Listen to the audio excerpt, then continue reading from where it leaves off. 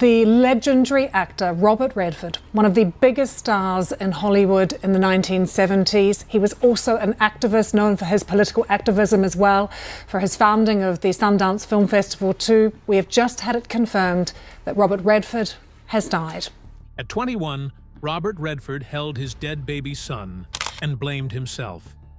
The loss of Scott to SIDS in 1959 left scars that never healed. But that was just the beginning. His mother died when he was 18. His other son died of cancer in 2020. Between the heartbreak, he carried secrets that even his closest co-stars couldn't ignore. Jane Fonda finally spoke the truth after his funeral. What she revealed about their decades of working together will shock you. Robert Redford was born on August 18, 1936, in Santa Monica, California. His father worked as an accountant for Standard Oil, and his mother was from Austin, Texas. The family had very little money during the Great Depression and had to move between Santa Monica and Van Nuys. His father worked in El Segundo while the family lived in Van Nuys, which made things even harder. Sometimes, Robert would go live with his grandfather in Austin just to ease the pressure on the household. Being surrounded by nature during those trips gave him a deep love for the outdoors that stayed with him for life. In 1947, when he was only 11, he got polio. It wasn't the worst case, but it left him unable to walk for weeks. This was before the polio vaccine existed, so everyone was terrified. 2 years later, in 1949, his mother drove him to Yosemite National Park. When he saw the valley for the first time, he was completely moved. He didn't just want to look at it, he wanted to be part of it. That single moment changed everything for him. As a teenager, Robert joined a gang. He was arrested at 16 for driving a stolen car, though the charges didn't stick. He'd steal hubcaps and sneak into pools on private property. Once, to prove himself to the gang, he jumped off a rooftop and barely survived. He raced cars through Santa Barbara, sometimes hitting 90 miles per hour. He tried hashish and marijuana, skipped school, and started drifting away from any real direction. In 1955, when he was 18, his mother died suddenly from septicemia at just 41 years old. She had developed a blood disorder years earlier after giving birth to stillborn twins around 1946. Her death hit him hard. He had just started college on a baseball scholarship at the University of Colorado. But after she passed, he spiraled. He drank too much, lost his focus, and got kicked out of school after only 18 months. Even as a child, Robert loved drawing and storytelling. He won a school art contest that got him a summer job at Disney Studios in 1954, but he hated the repetitive work and quit. A technician suggested he try a smaller studio, and that advice stuck. His father didn't support his dreams at all. He called Robert's art daydreaming and thought it was a waste of time. That rejection stayed with him. He eventually dropped out completely and went to Paris, barely surviving on bread, cheese, and water. He joined student protests and lived like a starving artist. In 1955, at 19, he hitchhiked across Europe. He drew street portraits to survive and even sketched nude models in exchange for food. In Paris and Florence, he stayed in youth hostels or sometimes slept under piers. While in Cannes, he slept in a sleeping bag under a pier. There, he met a French woman 20 years older who ran a small shop. She took him in and gave him advice he never forgot. She said, "Lift your chin up, look at the sun." That line helped pull him out of a dark place. When he came back to the US in 1957, he enrolled at Pratt Institute in Brooklyn to study painting. But after a professor harshly criticized his work, calling it unoriginal, Robert broke down. Already drinking heavily from the pain of losing his mom, he spiraled even deeper into alcohol. He dropped out of Pratt and took any job he could get, including working in oil fields. This was one of the lowest points in his life, and it nearly destroyed his future. On August 9, 1958, when he was 22, he secretly married 19-year-old Lola Van Wagenen in Las Vegas. They only had $300 and had to borrow a car to get home. Lola was a Mormon from Utah and had been studying at Stanford, but she left school to marry him. Her family was furious, especially because Robert wasn't religious and had no stable job. To calm things down, they had another ceremony on September 12th at her grandmother's house in Provo. Lola was already pregnant, which added to the family tension. But despite everything, they moved to New York City to build a life together. On September 1st, 1959, their son, Scott, was born. Just 2.5 months later, on November 17th, he died from SIDS. Robert was 21 and Lola was 20. They were completely unprepared for the heartbreak. They blamed themselves, not understanding what had happened.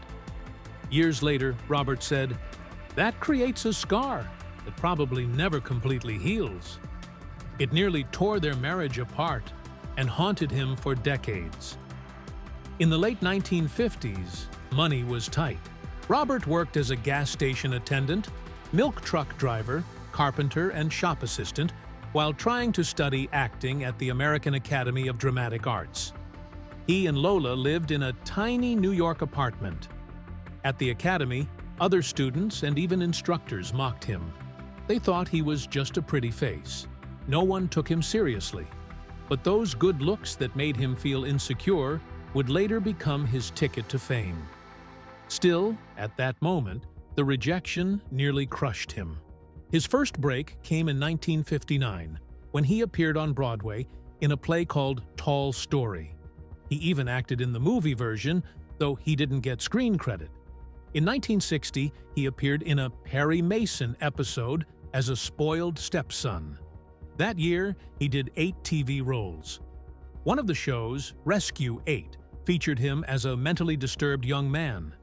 In 1962, he got an Emmy nomination for his role in the voice of Charlie Pond. His last TV appearance for decades was in 1963 on Breaking Point, a show about psychiatry. Those early roles helped him build confidence, experience, and a real name for himself. Then came 1961. He starred in a Broadway comedy called Sunday in New York, which ran for 188 performances. It lost money at first, but gave Robert something more valuable than cash. It showed producers that he could do comedy. That later helped him land Barefoot in the Park, and eventually Butch Cassidy and the Sundance Kid. Between 1960 and 1963, Robert worked constantly in TV. He was on Naked City, The Twilight Zone, Dr. Kildare, Maverick, The Untouchables, Route 66, and many more. Each one added to his range. By the time he moved to film full-time, he had already proven himself. But none of that success came easy. Robert Redford's first major film was supposed to launch him, but it nearly buried him instead. It was 1962 when he appeared in War Hunt, a low-budget Korean War film that hardly made a ripple. The film barely pulled in $100,000, disappeared from theaters, and almost made Redford question everything. But something happened on that set that would change the rest of his life. He met Sidney Pollack. That small connection would grow into one of the most important partnerships of his career. Pollack would go on to direct Redford in 7 major films, including The Way We Were and Out of Africa. What looked like failure was actually the beginning of something huge. Then came 1965, and Inside Daisy Clover. Redford was cast opposite Natalie Wood as Wade Lewis, a character who in the original book was openly gay. Hollywood didn't like that, and Redford wasn't entirely comfortable either. He refused to play the role as fully gay. He wanted Wade to also show interest in women. So the film hinted at his queerness instead of stating it outright. Still, this was bold and dangerous for a rising star in the 60s. A single misstep could have ended his career. Instead, he won a Golden Globe. That risk paid off, and people started taking him seriously. But in 1967, Redford made a decision he would regret for years. Director Mike Nichols offered him a chance to audition for The Graduate. It could have been the role of a lifetime. But when Nichols asked if he knew what it felt like to be rejected by women, Redford paused. Then he admitted that no, he really didn't. That answer told Nichols everything. Redford was too confident, too handsome, too cool to play Benjamin Braddock. The part went to Dustin Hoffman, and The Graduate made over $100 million worldwide. Redford would later say that passing on that role was one of his biggest regrets. Just 2 years later, in 1969, Butch Cassidy and the Sundance Kid changed everything. Redford played the Sundance Kid opposite Paul Newman. But it wasn't easy getting there. The studio wanted to treat him like a side character and give him second billing. Redford fought back. He demanded equal credit with Newman. That was a huge risk. He wasn't a household name yet, but it worked. The film made $102.3 million and became the highest-grossing movie of the year. It made Redford a star, and he never had to fight for top billing again. That same year, he made another bold move. He bought 2,600 acres of mountain land in Utah. The land cost him about $500 per acre and included a small ski resort called Timp Haven. But Redford didn't want just another tourist trap. Investors begged him to build hotels and condos. He refused. He wanted to preserve the land, not exploit it. That decision nearly ruined him financially. Costs spiraled. Environmental groups resisted any development. For years, his Sundance project lost money. But Redford held on, and what started as a near disaster would become the heart of his legacy. In 1972, he starred in The Candidate. He played Bill McKay, an idealistic lawyer thrown into a Senate race. The film didn't just criticize politics. It revealed how even the purest motives get eaten up by the system. Behind the scenes, Redford was obsessive. He kept tweaking the script, even mid-scene. He drove the director and screenwriter crazy, but the final product felt real. That same year, he starred in Jeremiah Johnson. It was shot in the freezing Utah mountains, often in actual snowstorms. Viewers could feel the cold. They could feel the loneliness. The film cost $3.1 million and earned $44.7 million. It was the fifth highest-grossing film of the year. Every bit of pain on screen was real. Then came 1973's The Way We Were. Redford acted opposite Barbra Streisand in a romance set across decades. Streisand convinced him to take the part even though he thought the character was flat. She was infatuated with him, and rumors swirled. Redford wore 2 athletic supporters during their love scenes. He also asked her to wear a bikini to keep things modest. He even refused to say certain lines he thought made his character look weak. Behind the odd requests, though, was a film that touched hearts everywhere. But it was 1980 when Redford did something nobody expected. He directed Ordinary People, a quiet film about a grieving family. It cost $6.2 million and made $90 million. It also won 4 Oscars, including Best Picture and Best Director for Redford. It was his first time directing. What most people didn't know was that Redford had lost his own infant son in 1959. That pain never left him. He poured it into the film. Critics like Roger Ebert called it deeply moving. Audiences felt something they hadn't seen in other family dramas. The movie helped normalize therapy culture and brought mental health into the spotlight. In 1984, Redford returned to acting in The Natural. It was about baseball, dreams, and redemption. He spent nearly 10 years getting the film made. Studios didn't think baseball movies sold tickets, but Redford insisted. He modeled his character after Ted Williams and wore number 9 to honor him.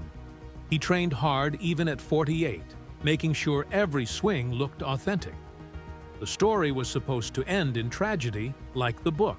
Redford changed it. He wanted hope. That final home run, it became iconic. 1 year later, in 1985, Out of Africa was released. Directed by his old friend Sidney Pollack, the film starred Redford and Meryl Streep. It became one of the decade's biggest box office hits. It won 7 Oscars, including Best Picture and Best Director.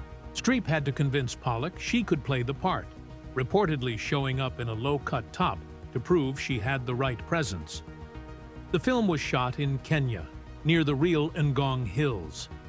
Redford didn't win an Oscar, but the film cemented his place in Hollywood's elite.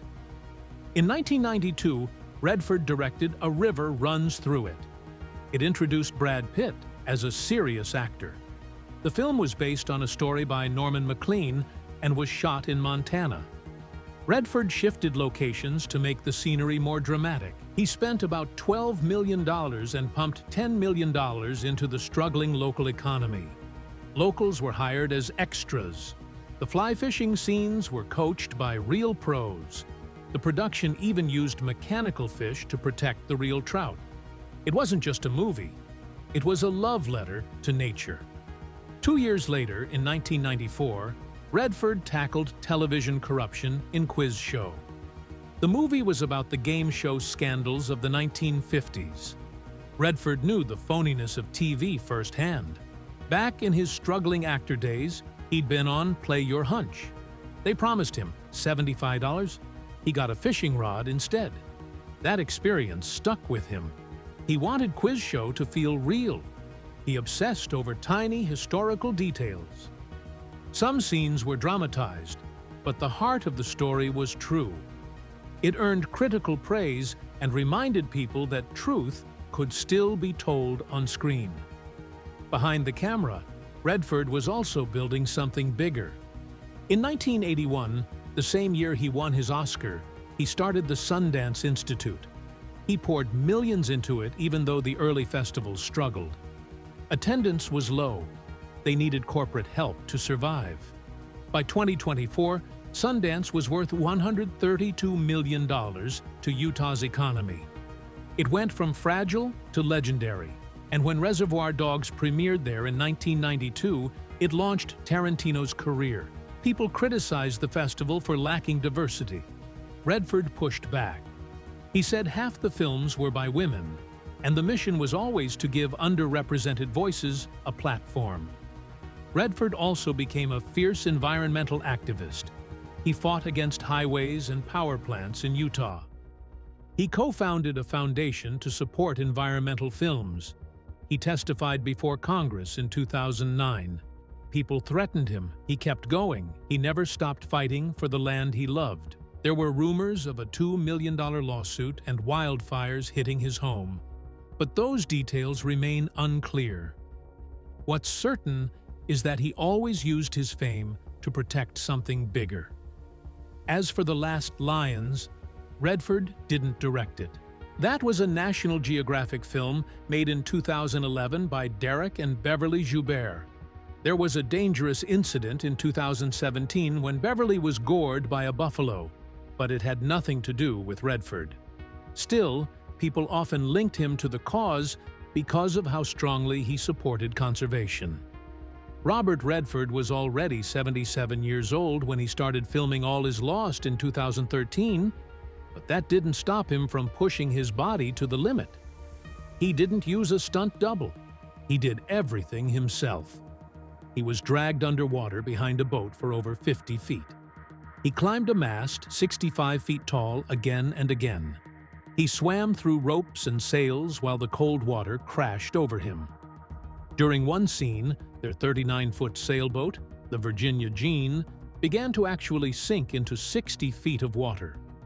The crew had to rush out, and Redford barely escaped before the boat went under. After days and nights of being soaked, he developed painful ear infections that damaged his hearing permanently. The underwater director said Redford swam for an hour every day just to stay fit and ended up with bruises all over his body by the time filming was done. 4 years later, in 2017, Redford reunited with Jane Fonda for the fourth and final time. Their film, Our Souls at Night, was quiet and slow and deeply human. They played neighbors in their late 70s who started sleeping beside each other, not for romance, just to fight off loneliness. It was filmed in Colorado from September to November of 2016 and released by Netflix in September 2017. Fonda was 79. Redford was 81.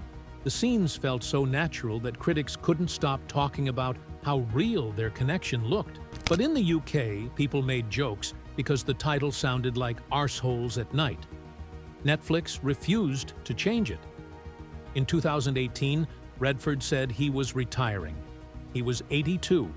He made The Old Man and the Gun his farewell, playing Forrest Tucker, a real-life bank robber who escaped jail 17 times after being caught 17 times.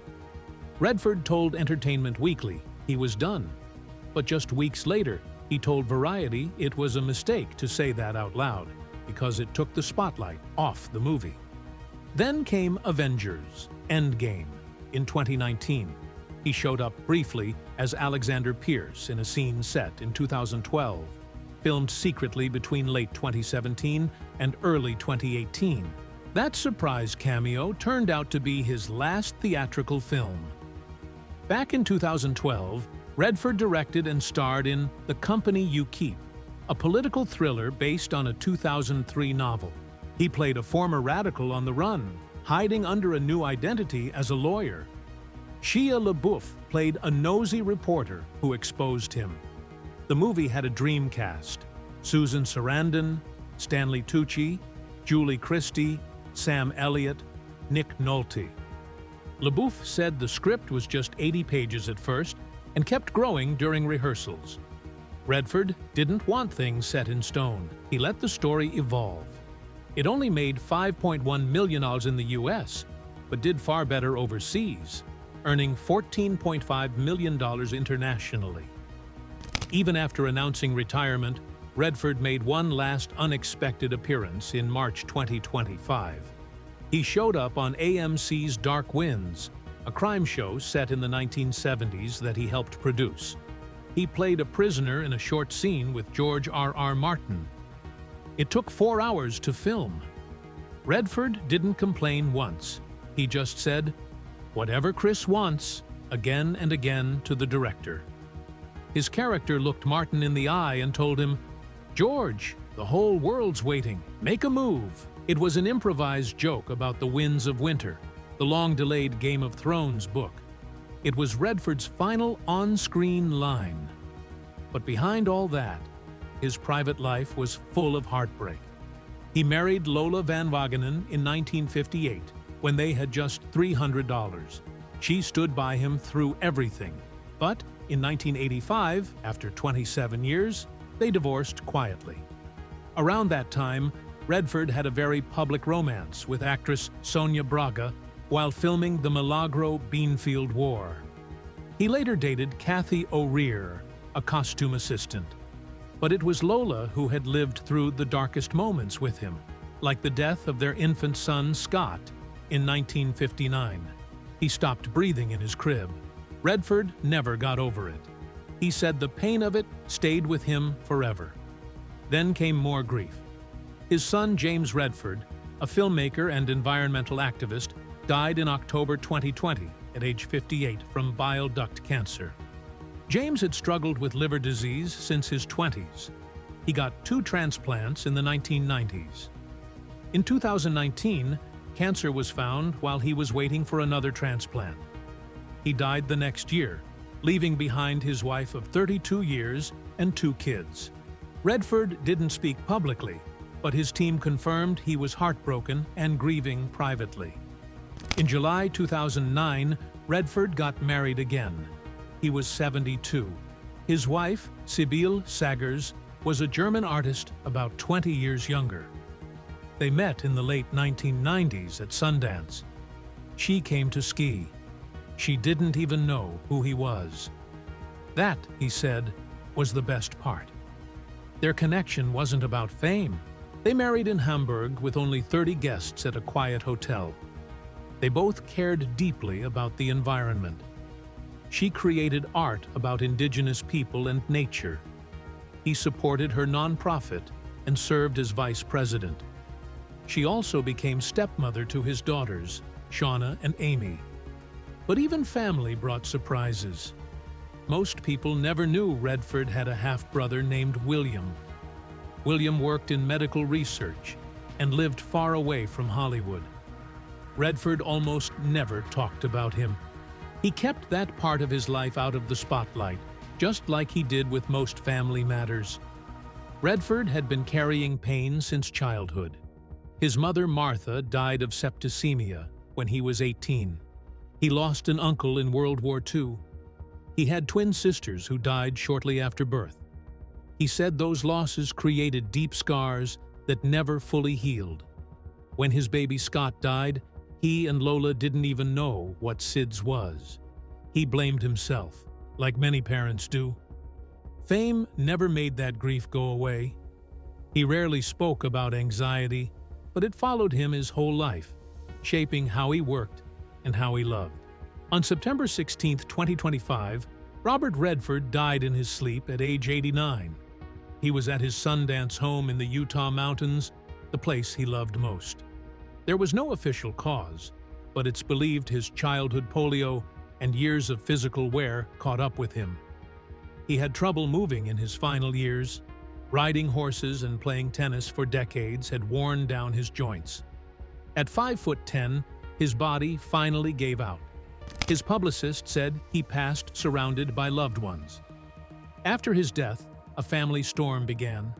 His estate was worth around $200 million, built from acting, directing, and smart real estate moves. He owned $20 million in properties across Utah, California, and New York. But trouble started over his Sundance empire. He had already sold part of it in 2020 to Broadreach and Cedar Capital.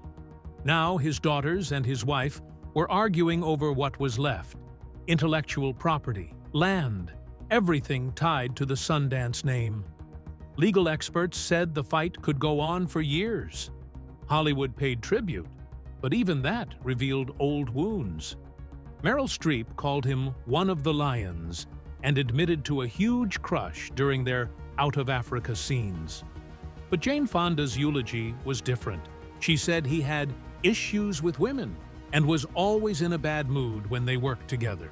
They made 5 films together. She said she blamed herself for years until she realized he treated most of his female co-stars the same way. She admitted she was in love with him, but nothing ever happened. She said he was still beautiful in every way, but her words hinted at something much more complicated beneath the surface.